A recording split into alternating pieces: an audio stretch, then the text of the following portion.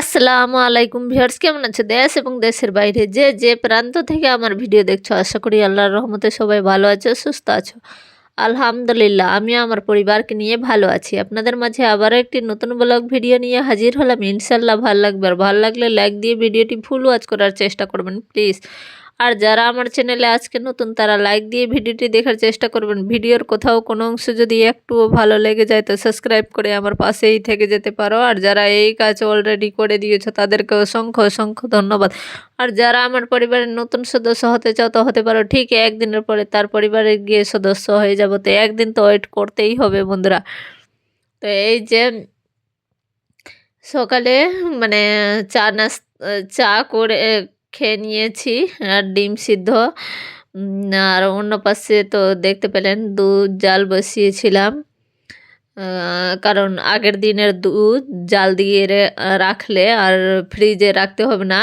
ইয়ে মানে ফ্রিজে রাখা জিনিস খেতে মানে টেস্ট কেমন জানি কীরকম হয়ে যায়, মানে আমার কাছে ভালো লাগে না। তাই জাল দিয়ে রেখে দিলাম, ফ্রিজে রাখার দরকার নাই, যেহেতু শীত চলে এসছে।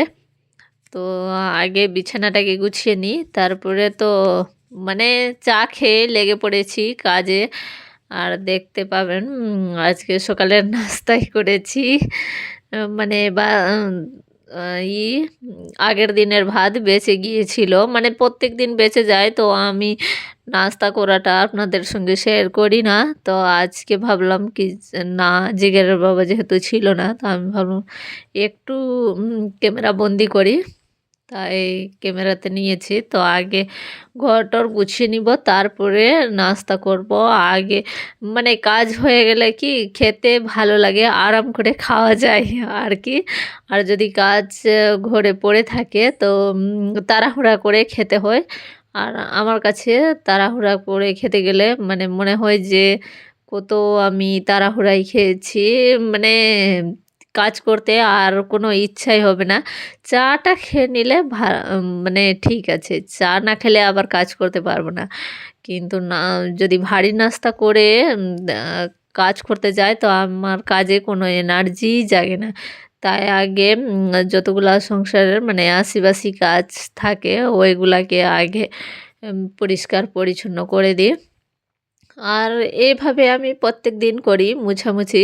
তো আপনাদের সঙ্গে শেয়ার করা হয় না, এই কারণে এই যে ক্যামেরা এদিক থেকে ওদিকে ফিট করা, ওদিক থেকে এদিকে, মানে অনেক দেরি হয়ে যায়। আর যারা ফেস দেখে ভিডিও করে তাদের ক্যামেরা অত ফিট করতে অত সমস্যা হয় না, কারণ ওদের ক্যামেরা যেইভাবে হোক ভিডিও তুলতে পারবে।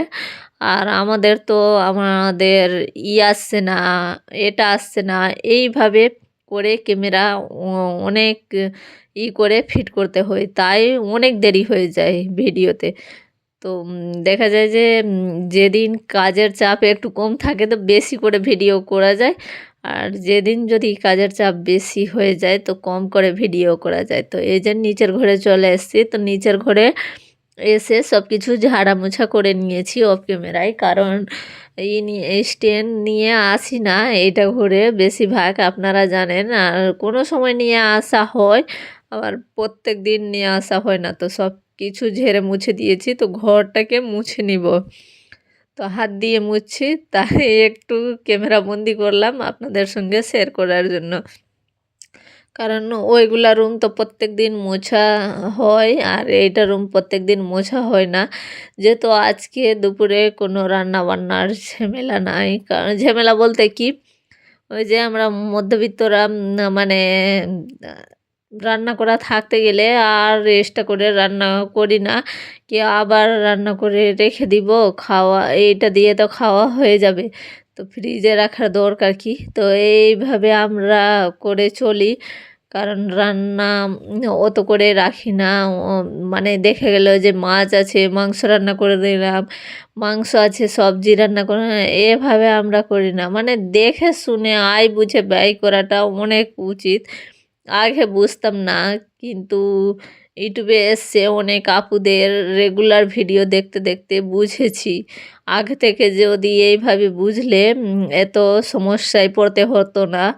কারণ এই যে কার কাছ থেকে ধার নেওয়া, কার কাছ থেকে ওদের কথা শুনতে হচ্ছে, করতে হচ্ছে। তো এভাবে চললে কারোর কাছে হাত পেতে থাকতে হতো না। তো যাই হোক, অনেক কিছু বলে ফেললাম।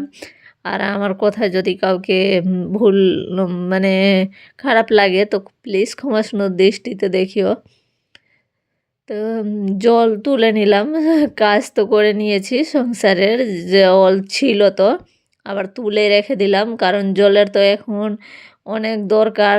মাজা ঘষা আবার সারাদিন মানের কাজ থাকে, তাই জল উঠিয়ে নিলাম। তো আর কোনো সমস্যা হবে না, জল উঠানো থাকলে আমার মনে হয় কাজটা তাড়াতাড়ি হয়ে যায়। আর অনেকগুলো জল উঠিয়ে নিয়েছি সবটাতে ভর্তি করে, মানে প্রত্যেক দিন এতটি জল উঠাই, কিন্তু খরচ হয়ে যায় প্রত্যেক দিনই। দেখা গেছে যে এক এক দিন আবার উঠাতে হয় না। এই যে সব কাজ করে তারপরে আম করলাম, তো যদি কলপাড়ে বাসনগুলা নিয়ে চলে যায় তো জল আর কালকে উঠাতে হবে না। আর যদি বাসনগুলা না নিয়ে যায় তো আবার বাসনে বেশি জল লাগে, আবার চাল ধোয়াই। তো এই যে এখন আমি নাস্তা করছি, সকালে আচার দিয়ে ভাত খেয়ে নিব, লবণ একটু নিব, একটু সামান্য, আর আমের আচার আছে, আমের আচার দিয়ে নাস্তা করব।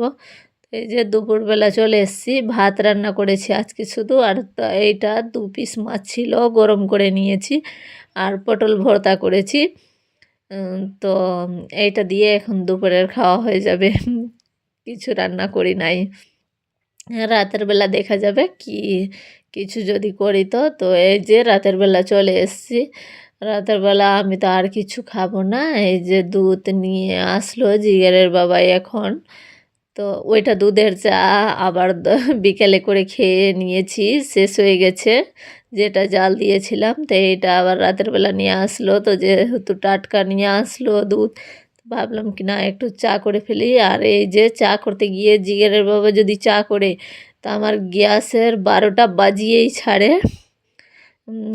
গ্যাস হয় আর চায়ের পেন হয়, চায়ের পেনটা দেখবেন এখন কত পরিমাণে যে পুড়িয়েছে। আমার মাজা ঘষা করতে অনেক দেরি হয়ে যায়। তো এইখানে ভিডিও শেষ করছি। আল্লাহ হাফিজ।